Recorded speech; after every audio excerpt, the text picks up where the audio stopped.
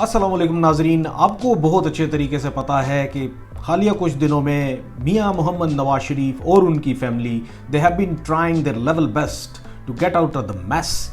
وہ میس جو کہ انہوں نے اپنے لیے خود کریٹ کیا. اور آج میں اس کی ایک اہم ایپیسوڈ کے بارے میں بتانا ضروری سمجھتا ہوں، جو کہ جس کا ذکر کہ 2 روز پہلے غالباً میں نے ایک ٹویٹ میں بھی کیا. اس وقت کیا کہ جب خواجہ آصف ٹانٹ کر رہے تھے فواد چودھری صاحب کو کہ کچھ لوگ ایسے ہیں پی ٹی آئی میں موجود جو کہ پی ایم ایل این کو کانٹیکٹ کر رہے ہیں، لنڈن سے کانٹیکٹ کر رہے ہیں اور وہ پی ٹی آئی چھوڑ کے پی ایم ایل این میں آنا چاہتے ہیں اس وقت امپاسبل. اس کی وجہ یہ ہے کہ بہت سی ایسی چیزیں چل رہی ہیں میاں صاحب کے ہاں جن کے اوپر کے نظر دوڑانے کی ضرورت ہے اور جس کی کہ بازگشت ہمیں سنائی دینے میں آ چکی ہے. یہاں یہ بتانا ضروری سمجھتا ہوں کہ میں نے جو ٹویٹ کیا اس ٹویٹ میں میں نے یہ ذکر کیا کہ خواجہ صاحب اس چیز کو چھوڑیے جو کہ آپ پی ٹی آئی کے بارے میں یا پھر جو آپ ٹانٹ کر رہے ہیں فواد چودھری صاحب کو، اس کو ذرا سائڈ پہ کیجئے. سب سے پہلے مجھے یہ بتائیے کہ کچھ روز پہلے ایک ایسے ملک کی، چلے میں اب ملک کا نام بھی بتا دیتا ہوں، اسرائیل کے ڈیپٹی فارن منسٹر کے ساتھ میاں محمد نواز شریف کی ملاقات کی بازگشت بہت سے حلقوں میں سنائی دے رہی ہے. اور اسی حوالے سے پہلے میں اس پہ پروگرام نہیں کرنا چاہتا تھا، لیکن آج میں اس پہ پروگرام اس وجہ سے کر رہا ہوں کہ اس کے بارے میں اب چیزیں سامنے آنا شروع ہو گئی ہیں. اس سے پہلے کہ کمپلیٹلی چیزیں سامنے آ جائیں، میں نے کہا کہ میں اپنے سورس کے حوالے سے جو بات ہے اس کو میں کر دوں، جو کہ میں نے 2 دن پہلے ایک ٹویٹ کیا، اس کو میں فردر ہائی لائٹ کرنا ضروری سمجھتا تھا. اس سے پہلے کہ میں اس طرف جاؤں، سب سے پہلے میں شاہین صبائی صاحب کا ایک آرٹیکل ہے اس کو میں ہائی لائٹ کر دوں، جس میں کہ انہوں نے کافی ساری چیزوں کے بارے میں ذکر کیا جن کا کہ ہم نے پہلے ذکر کیا تھا.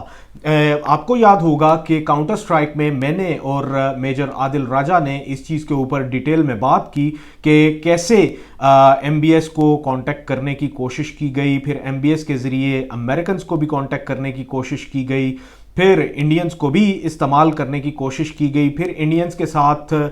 سجن جندال کے لوگوں کے ساتھ، اور پھر ساتھ میں یہ ہے کہ انڈین ایکسٹرنل افیئرز کہ ایک آفیسر کے ساتھ ملاقات کا ہونا. اس بارے میں ہم نے پہلے ذکر کیا، جو کہ آپ کو ابھی بھی اگر آپ کاؤنٹر سٹرائک میں جائیں تو وہاں پہ وہ آپ کو پروگرام نظر آ جائے گا اور اس میں ساری ڈیٹیلز جو موجود ہیں وہ آپ کو سامنے نظر آ جائیں گی. یہاں ایک انتہائی امپورٹنٹ بات یہ کہ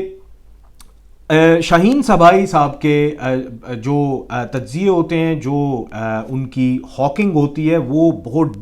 ڈیپ ہوتی ہے، کیونکہ ان کے سورسز جو ہیں آئی آلویز کنسیڈر ہم as my teacher and we are following each other on Twitter as well and we have interacted largely in the past اور کافی ساری چیزوں پہ we have interacted. I have been asking him a lot. اس کی وجہ یہ ہے کہ I consider him as my mentor. He's sitting in America right now and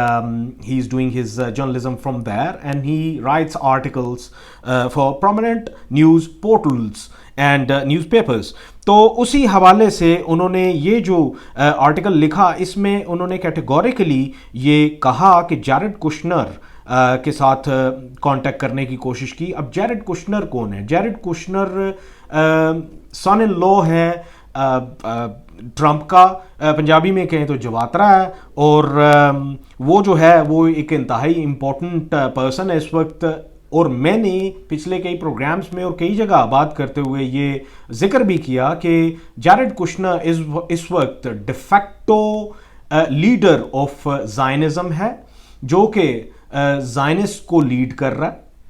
ہے، اسرائیل کو لیڈ نہیں کر رہا، زائنزم کو لیڈ کر رہا ہے. اور آپ نے ان کو دیکھا ہوگا کہ یہ اس جہاز میں بھی بیٹھے تھے جو کہ تل اویو سے اڑا اور سیدھا ریاض کے لیے گیا. اور آپ کو یاد ہوگا کہ سعودیز کے ساتھ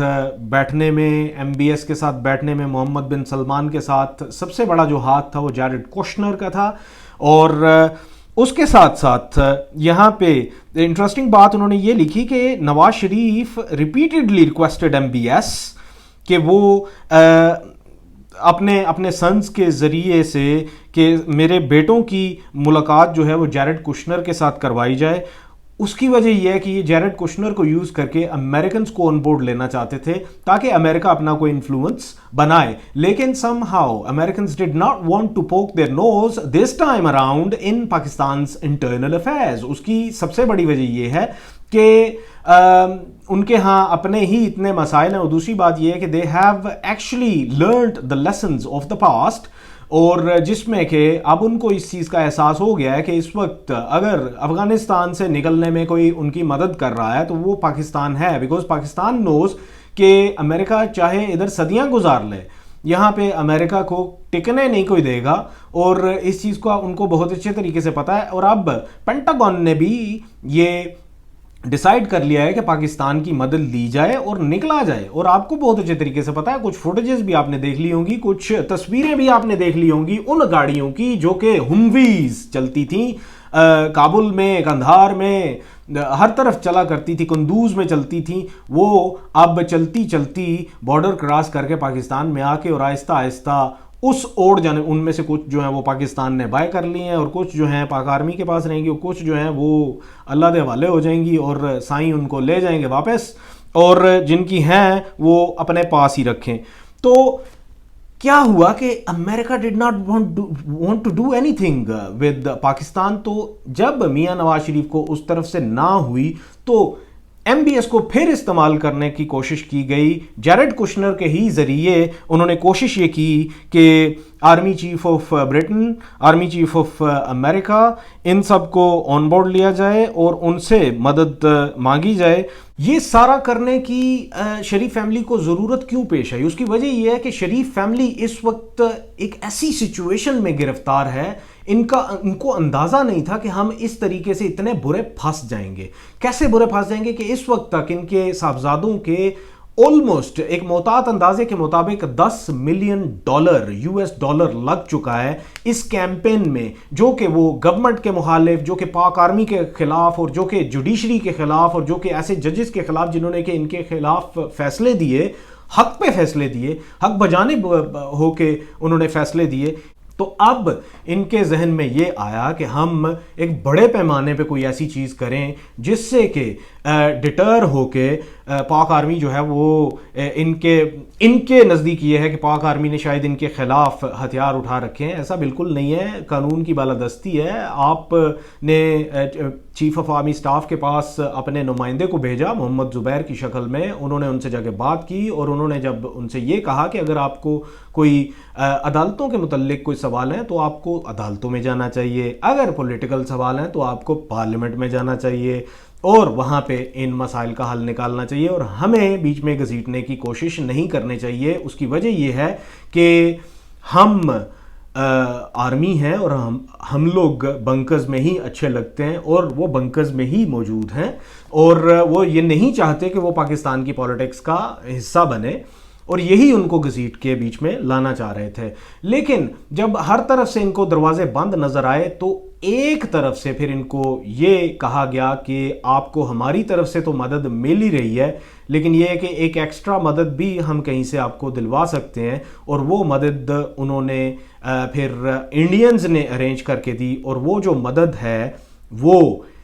انڈیا کے توسط سے ان کی پھر ملاقات ہوئی. اسرائیل کے جو ڈیپٹی فارن منسٹر ہیں ان کے ساتھ یہ ملاقات ہوئی ہے, جو کہ ابھی منظر عام پہ آنی ہے. اس کے بارے میں آپ کو پہلے سے بتا رہا ہوں, آنے والے دنوں میں اس کے اوپر چہمہ گوئیاں شروع ہو جائیں گی. اور اس کے بعد یہ ہے کہ میاں محمد نواز شریف صاحب کو اب آنے والے دنوں کے لیے پلان یہ دیا گیا ہے, ایز یو نو کہ Twitter, Facebook, YouTube, everything is controlled by the big guys who are sitting in the Silicon Valleys, اور وہ جو کہ اسٹیٹ آف اسرائیل کو بھی فنڈ کرتے ہیں, اور جوش لابی جو ہے وہ پھر الیکشنز کو بھی فنڈ کرتی ہے, اور امریکن الیکشنز کی میں بات کر رہا ہوں. پوری دنیا میں وہ ایسی چیزیں جو کہ مسلمانوں کو کمزور کریں, مسلمان ممالک کو کمزور کریں, ان کے خلاف وہ پیسہ استعمال ہوتا ہے. وہی جو جوش لابیز ہیں, وہی جو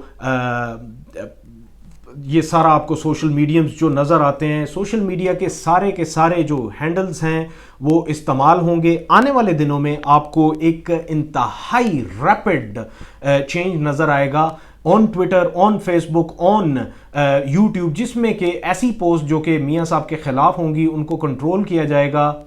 اچانک سے جو چیزیں آپ کے سامنے